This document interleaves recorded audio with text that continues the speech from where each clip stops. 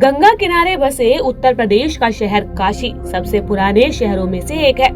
द्वादश ज्योतिर्लिंगों में प्रमुख काशी विश्वनाथ मंदिर अनादिकाल से बनारस में है। काशी में बसे भगवान शिव और माता पार्वती के महत्व के बारे में तो हर कोई जानता है, लेकिन काशी के कोतवाल बाबा काल भैरव का भी महत्व उतना ही खास और अहम है। काशी में एक बहुत ही पुरानी कहावत है कि पहले काशी कोतवाल की पूजा फिर काम दूजा। जी हाँ, धार्मिक मान्यता है कि शहर में कोई भी शुभ काम करने से पहले काशी कोतवाल यानी के बाबा काल भैरव की पूजा की जाती है। ऐसा कहा जाता है कि काशी नगरी में काल भैरव की मर्जी चलती है। भगवान शिव की पूजा करने से पहले इनको यहाँ पूजा जाता है। काशी के रहने वाले लोगों का ये भी कहना है कि बाबा विश्वनाथ के मंदिर के पास एक कोतवाली भी है, जिसकी रक्षा खुद काल भैरव करते हैं। इसका उल्लेख महाभारत और उपनिषद में भी किया जाता है। काल भैरव के काशी के कोतवाल यानी कि काशी में स्थापित होने के पीछे की एक पौराणिक कथा है। धार्मिक मान्यता के अनुसार ऐसा कहा जाता है कि एक बार भगवान ब्रह्मा जी और विष्णु जी के बीच में चर्चा छिड़ गई थी कि उन दोनों में से आखिर कौन बड़ा और शक्तिशाली है। इस विवाद के बीच भगवान शिव की चर्चा हुई। इसी चर्चा के दौरान ब्रह्मा जी के 5वें मुख ने भगवान शिव की आलोचना कर दी। ये सुनकर बाबा भोलेनाथ बहुत अधिक क्रोधित हो गए। ऐसा कहा जाता है कि भगवान शिव के इसी गुस्से से काल भैरव का जन्म हुआ। यही वजह है कि काल भैरव को शिव का अंश भी माना जाता है। काल भैरव ने शिव के आलोचना करने वाले ब्रह्मा जी के 5वें मुख को अपने नाखूनों से काट दिया था।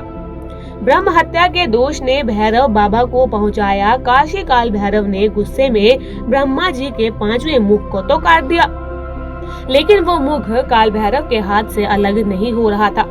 इस वक्त यहाँ शिव जी प्रकट हुए। शिव जी ने काल भैरव से कहा कि तुमने ये क्या किया? तुम्हें तो ब्रह्म हत्या का दोष लग गया है। इस दोष को मिटाने का एक ही तरीका है कि तुम एक आम व्यक्ति की तरह तीनों लोकों का भ्रमण करो। जिस स्थान पर ये ब्रह्मा का 5वां मुख तुम्हारे हाथ से छूट जाएगा, वहीं पर तुम इस पाप से मुक्ति पाओगे। भगवान शिव का आदेश मिलके ही बाबा भैरव तीनों लोकों का भ्रमण करने के लिए पैदल यात्रा पर निकल पड़े। लेकिन जैसे ही वो अपनी पैदल यात्रा शुरू कर रहे थे तो शिव जी की प्रेरणा से वहाँ एक कन्या प्रकट हुई। ऐसा कहा जाता है कि ये बहुत ही तेजस्वी कन्या थी जो अपनी जीवा से कटोरे में रखे रक्त का पान कर रही थी। ये कन्या कोई आम कन्या नहीं बल्कि ब्रह्म हत्या थी। शिव जी ने इस कन्या को भैरव के पीछे छोड़ा था ताकि भैरव तीनों लोकों का भ्रमण करना न छोड़े। पौराणिक कथा के मुताबिक तीनों लोकों का भ्रमण करते हुए जब भैरव बाबा काशी पहुँचे तो उनका पीछा कर रही कन्या छूट गई। शिव जी की आज्ञा के मुताबिक काशी में इस कन्या का प्रवेश करना मना था। काशी में जैसे ही भैरव बाबा गंगा के तट पर पहुँचे तो यहाँ भैरव बाबा के हाथ से ब्रह्मा जी का शीश अलग हो गया। इसी के साथ भैरव बाबा को ब्रह्म हत्या के पाप से मुक्ति मिल गई। काल भैरव को पाप से मुक्ति मिलते ही भगवान शिव वहाँ पर प्रकट हुए और उन्होंने काल भैरव को वहीं पर रहकर तप करने का आदेश दिया। उसके बाद से कहा जाता है कि काल भैरव इस नगरी में बस गए। पौराणिक कथा के मुताबिक काशी में काल भैरव को तप करने का आदेश देते हुए बाबा विश्वनाथ ने काल भैरव को आशीर्वाद भी दिया था। भगवान शिव ने काल भैरव को आशीर्वाद दिया कि तुम इस नगर के कोतवाल कहे जाओगे और युगों युगों तक तुम्हारी इसी रूप में पूजा की जाएगी। ऐसा कहा जाता है कि शिव का आशीर्वाद पाकर काल भैरव काशी में ही बस गए और वो जिस स्थान पर रहते थे वहीं काल भैरव का मंदिर स्थापित है।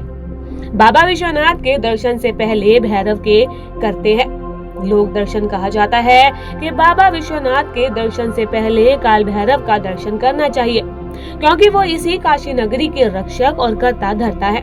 काल भैरव ही हैं जो लोगों को आशीर्वाद भी देते हैं और सजा भी देते हैं। ऐसी मान्यता है कि काशी में काल भैरव की मर्जी के बिना यमराज भी किसी के प्राण नहीं ले जा सकता। ऐसा कहा जाता है कि काशी में जिसने काल भैरव के दर्शन नहीं किए उसको बाबा विश्वनाथ की पूजा का भी फल नहीं मिलता है। आपको बता दें कि काशी विश्वनाथ मंदिर का जिक्र महाभारत और उपनिषद में भी किया जाता है।